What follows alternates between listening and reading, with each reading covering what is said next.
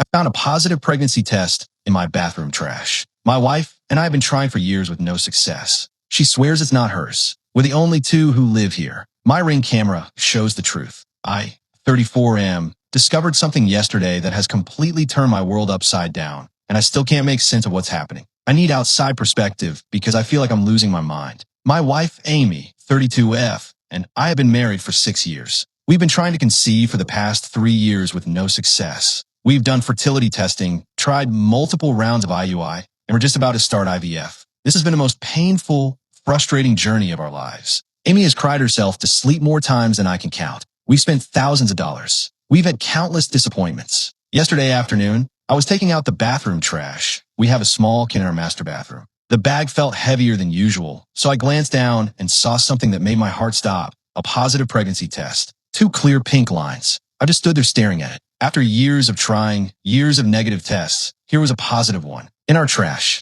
In our private bathroom that only Amy and I use. I was about to run downstairs and celebrate with Amy when something felt wrong. We'd just taken a test 3 days ago. Negative as usual. Amy had been devastated. Why would she take another test so soon? And why wouldn't she tell me immediately if it was positive? I pulled the test out of the trash. It was still slightly damp, recently used, maybe within the last few hours. Amy had been home all day. She worked from home as a graphic designer. I'd been at work until 30 minutes ago. I went downstairs with the test. Amy was in the kitchen making dinner. I held it up and said, "Amy, is this yours?" She turned around, saw the test, and her face went completely white. She said, "Where did you find that?" I said, "In our bathroom trash." "Are you pregnant? Is this why you've been sick this week?" She'd been nauseous for the past few days. She'd blamed it on a stomach bug. Amy stared at the test like it was a bomb. She said, "That's not mine." I said, "What do you mean it's not yours?" "It was in our bathroom. We're the only 2 people who live here." She said, "I didn't take that test. I don't know where it came from."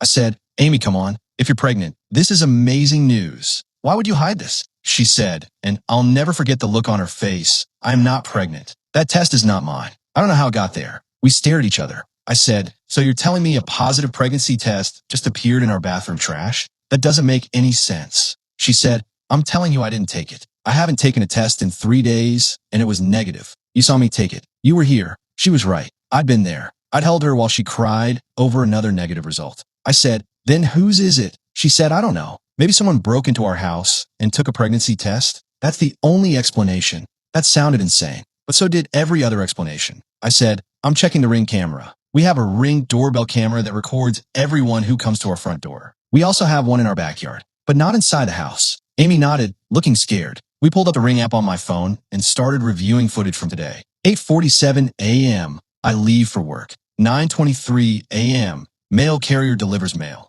11:16 a.m. Amazon delivery. 2:34 p.m. Someone approaches the door. I stopped at 2:34 p.m. A woman walks up to our front door. Young, maybe mid-20s, wearing a baseball cap and sunglasses. She knocks. We watch Amy answer the door. They talk for maybe 30 seconds. Then Amy steps back and lets her inside. Amy and I looked at each other. She said, "Oh my God." I said, "Who is that?" Amy said, "That's Emma, your niece." "My niece? My brother's daughter. I haven't seen her in probably 2 years. She's been away at college. She's 23 now." I said, "Why was Emma here?" Amy said, "She stopped by to say hi. She's back from school for a few weeks." We chatted for like 20 minutes, and she left. I fast-forwarded the footage. 2:52 p.m. Emma leaves. 18 minutes. She was inside for 18 minutes. I said, "Did she use our bathroom?" Amy thought about it. She said, Yeah. She asked to use the bathroom. She said she'd been driving around running errands and needed to go. Everything clicked into place. Emma used our bathroom. Emma took the pregnancy test.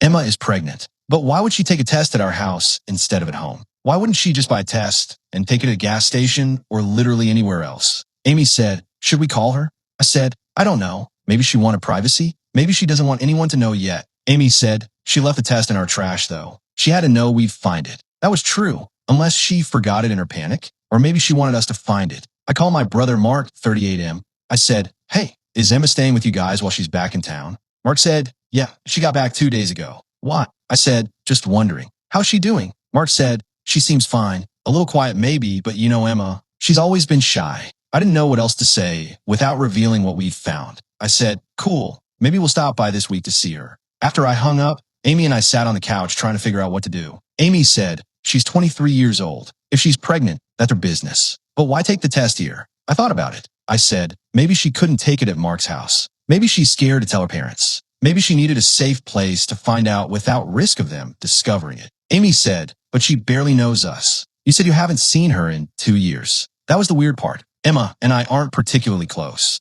We see each other at holidays and family events. She's my brother's kid. I love her, but we don't have a personal relationship where she'd confide in me about something this big. I said, maybe she knows we've been trying to have a baby. Maybe she thought we'd understand. Amy looked at me with tears in her eyes. That makes it worse. She's pregnant, and we've been trying for 3 years. I held her. This was such a minefield of emotions.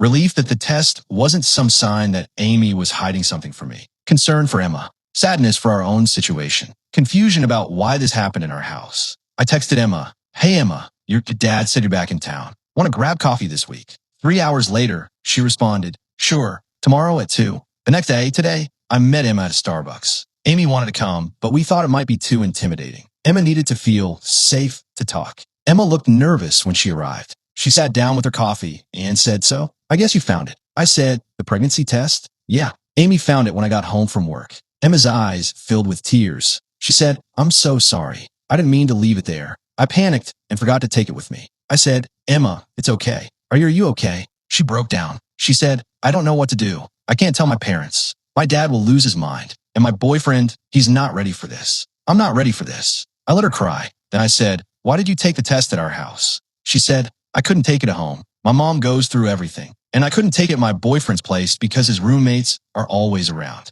I was driving past your neighborhood, and I thought maybe if I took it at your house, even if it was positive, I'd be around people who understand how complicated pregnancy can be." She knew about our fertility struggles. Apparently, the whole family knew, even though we tried to keep it private. She said, "I know this is probably really hard for you guys to hear, that I'm pregnant when you've been trying so long. I'm so sorry." I said, "Emma, don't apologize for that. This isn't about us right now. This is about you and what you need." We talked for over an hour. She's 8 weeks pregnant. Her boyfriend knows and is supportive, but they're both in school and terrified. She hasn't decided what she wants to do yet. She's scared of her parents' reaction. Mark is very religious and has always been vocal about his views on pregnancy outside of marriage. I said, "What do you need from me? How can I help?" She said, "I just needed someone to know, someone who wouldn't immediately judge me or tell me what to do. I'm sorry I involved you and Amy like this." I said, "You can come to us anytime. Whatever you decide, we'll support you. Do you want me to be there when you tell your dad?" She said, "Not yet.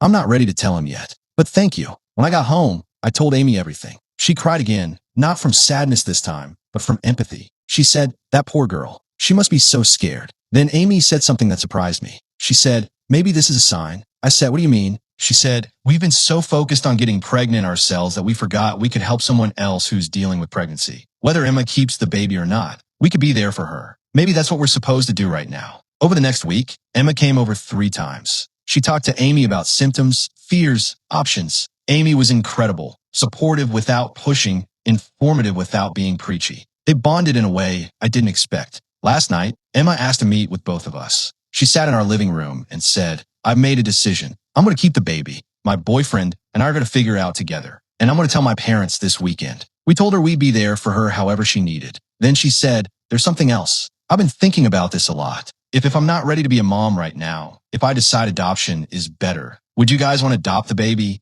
Amy and I looked at each other in shock. Neither of us had even considered this possibility. Emma said, "I know it's a huge ask, and I don't know if I'll actually go that route. But knowing the baby would go to you guys, who wanted this for so long, who would love them so much, it makes the idea of adoption feel less scary." Amy started crying. I was speechless. Emma said, "You don't have to answer now. I might not even do adoption, but I wanted you to know it's an option I'm thinking about." After Emma left, Amy and I stayed up all night talking. This wasn't how we imagined becoming parents. This came with complications. It's my brother's grandchild. There would be family dynamics to navigate. Emma might change her mind. But there's a possibility that this pregnancy test in our trash, this bizarre, confusing discovery, might be the answer to 3 years of prayers. We don't know what will happen. Emma hasn't told her parents yet. She might decide to parent. Her boyfriend's family might get involved. There are a million ways this could go. But for the first time in 3 years, Amy and I feel something we haven't felt in a long time. Hope.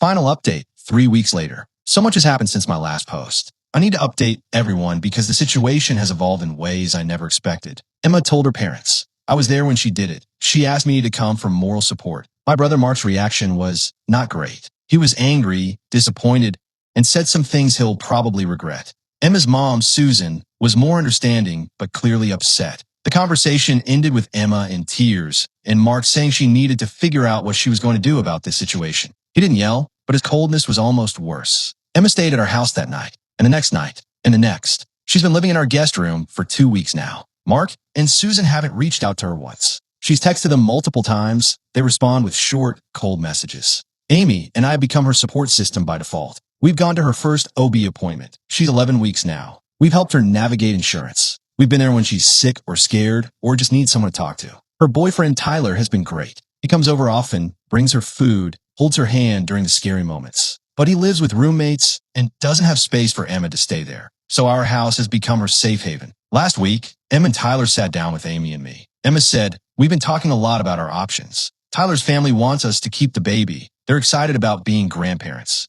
But we're both still in school. We don't have money or stability or honestly any idea how to be parents." Tyler said, "We love each other and we want what's best for the baby. And the more we've watched you guys with Emma these past 2 weeks, we think you'd be amazing parents." Emma said, "We want you to adopt the baby. Not maybe, we're sure. If you want to." Amy and I talked about this possibility extensively. We consulted a lawyer about the process. We discussed the complexities of adopting within the family. We prepared ourselves for heartbreak if Emma changed her mind. But hearing her say it with such certainty, we both started crying. I said, "Are you absolutely sure? You have months to decide. You don't have to commit to anything now." Emma said, "I'm sure. I've never been more sure of anything. This baby deserves parents who are ready. You guys are ready. We're not." We've started the formal adoption process. We've hired an attorney who specializes in private domestic adoption. We're doing everything by the book: home study, counseling, legal documentation. Emma will have the full window after birth to change her mind,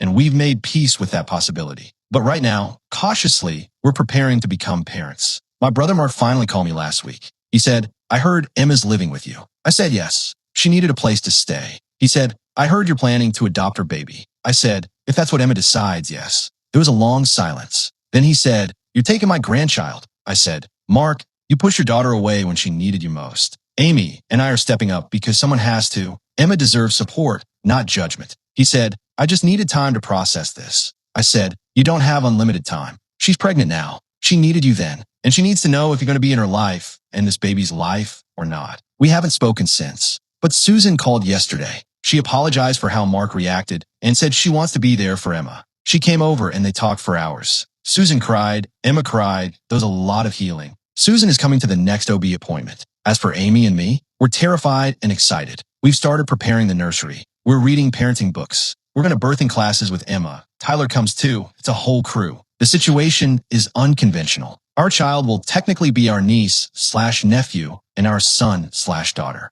Family gatherings will be complicated. There will be questions and judgment and complexity. But we're going to be parents. After 3 years of trying, of disappointment, of feeling broken, we're going to have a baby and have a happy ending. And it all started with a positive pregnancy test in our bathroom trash.